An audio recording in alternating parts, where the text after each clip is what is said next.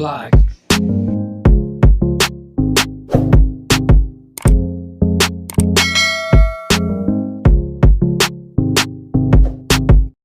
So yun, good day mga kamoto vlog, no. Bali, ang video po natin ngayon ay tungkol sa saan ba yung pinakamagandang spot o location para paglagyan ng mini driving light ng ating MIUI 1250 ng M3.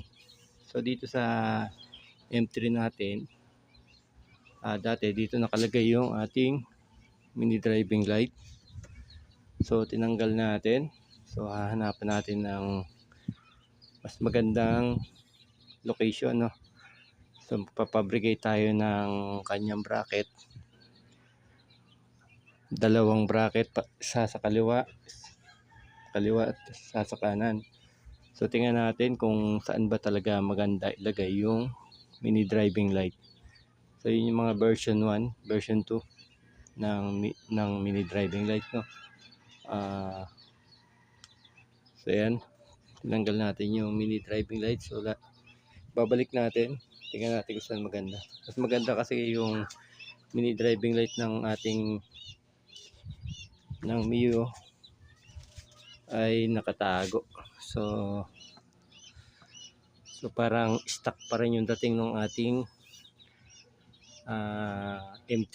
So tingnan natin kung saan maganda ilagay. So tanggalin natin yung side cover na to, no? So ayun mga kamotovlog, natanggalan natin yung side cover ng ating front cowling, no?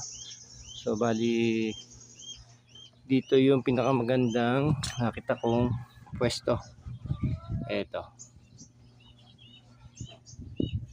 Ayan.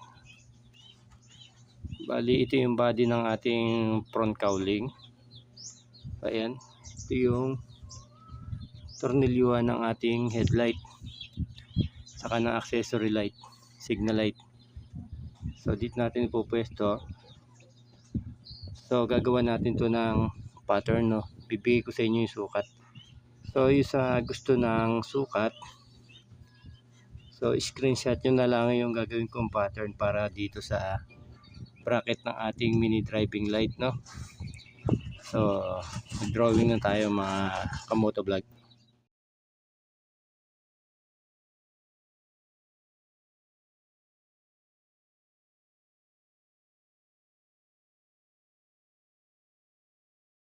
So yung mga kamoto vlog yung ano natin, no, ginawa nating pattern. So bali paliwanag yung sukat ng ating ginawang pattern para sa ating bracket ng mini driving light. So bali ang sukat ng ating gugupitin sa plain sheet na nasa kapal na 0.1 mm na plain sheet, no. Yung ganito, makapal to, 0.1. So bali ang gagawin ninyo, tatabas kayo ng 4 cm gamit yung ating ruler. Yan. Ito 4 cm by 4 cm. 4 cm by 4 cm. Then meron tayong tatanggaling parte na 1.5 by 1.5. Ito. Bali itong may broken line na to, ito yung tutupiin natin mga motovlog, no. So bali itong circle na to, ito yung kakapit dun sa ating sa ilaw, no, yung existing na tornilyo ng ating ilaw. Ito yun pagka tinupi natin. Then ito naman yung hahawak dun sa ating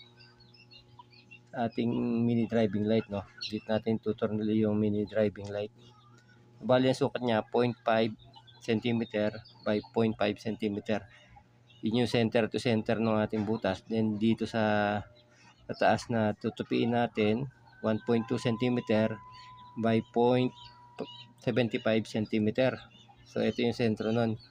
So bali sa actual, ito yung magiging itsura nya. So ito yan. Yan, yan, tutupin nyo yan, yan. Ito yung tinabas natin.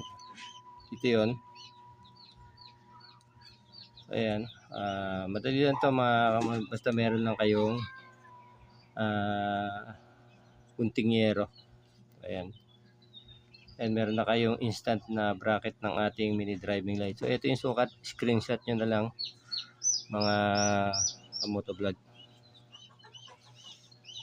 So kabit lang natin yung ating mini driving light. So yung mga kamotovlog, kakabit na natin yung mini driving light natin sa ating M3. So bali ganito yung nabili nating mini driving light. So yung kasize nito, yung version 1, yung may pan. So yung order ko yung may pan talaga, pero hindi deliver sa akin yung walang pan. Ganitong itsura. Pero kasi laki lang to ng version 1 na merong pan sa likod. So kabit natin to mga kamotovlog, no.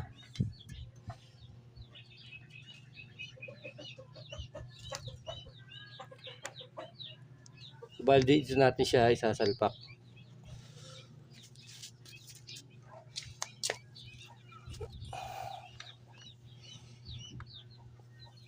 So yun sa pagkakabit, ganito lang mga ka-motovlog, no.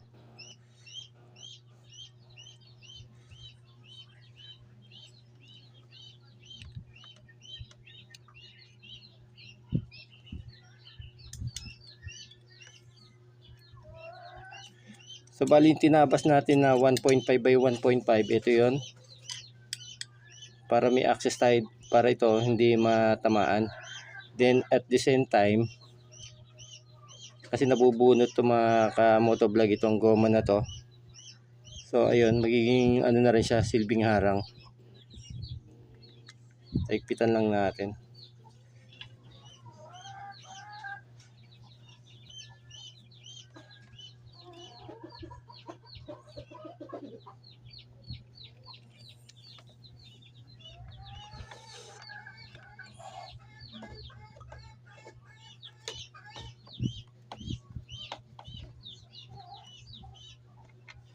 So bali dito sa portion na to mga motovlog, tingnan nyo, nakalubog yan. Kita ba? Hindi siya makita. Ayan o, nakalubog po siya. So kailangan nyo maglagay dito ng flat washer o lock washer. Kung may alit na washer, ayan. Tulad ko may nakita ako, ayan. Lagyan natin para lumapat yung ating clean sheet dito.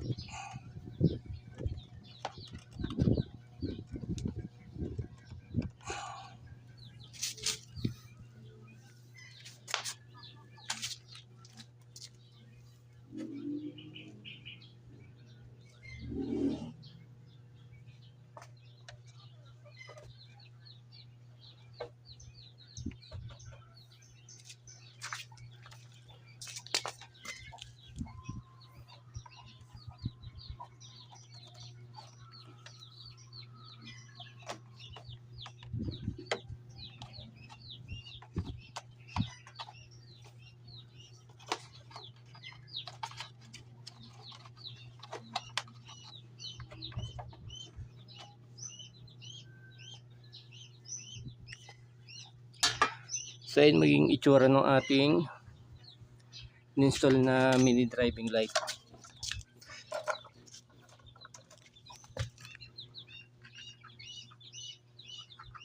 So yan. So hindi tatama yung ating dyan.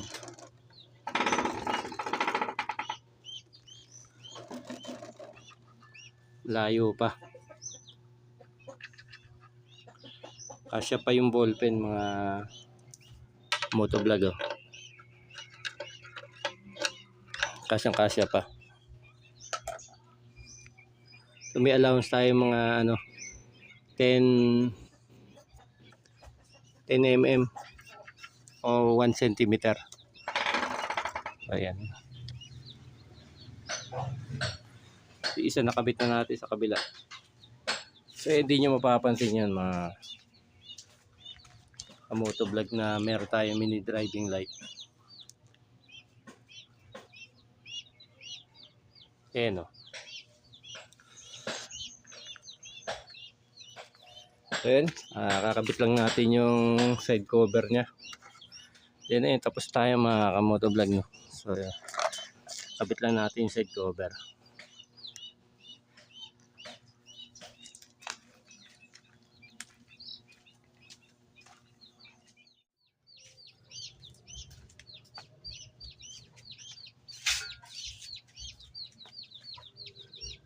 So yung mga kamotovlog, mapapansin nyo doon sa ating pagkakabit ng side cover, wala naman siyang nauntog o hindi ba siya umuntog o nasagtuan na parte doon sa ating cowling.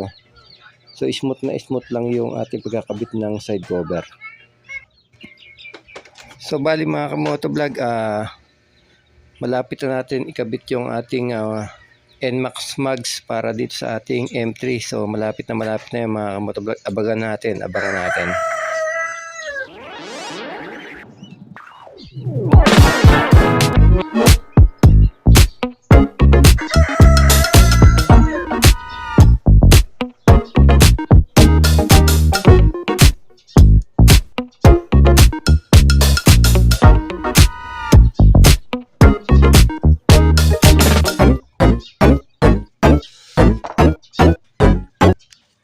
So ayan mga kamotovlog, tapos na tayo sa pagkakabit ng ating bracket ng ating mini driving light. So ayan, halos di natin makita yung ating mini driving light dahil nasa ilalim siya. Ayan.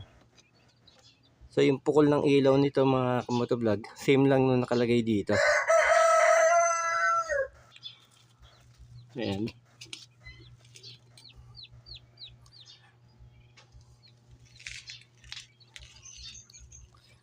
So sa mga gustong gayahin to mga kamotovlog, so screenshot nyo lang yung ating ginawang pattern na 4x4 cm. So meron na kayong instant bracket para sa ating mini driving light no. Nakatago talaga siya. So hindi natin siya dito pipilit. Dito sa portion na to nakalabas siya no. So dito sa ilalim hindi yan tumatama mga kamotovlog. Then yung sa paglalagay ng side cover na to, hindi naman siya uuntog. Saktong sakto lang siya. Kasya pa nga siguro yung mga version 3 dito. Tingin ko kakasya siya. So magagawa ng paraan.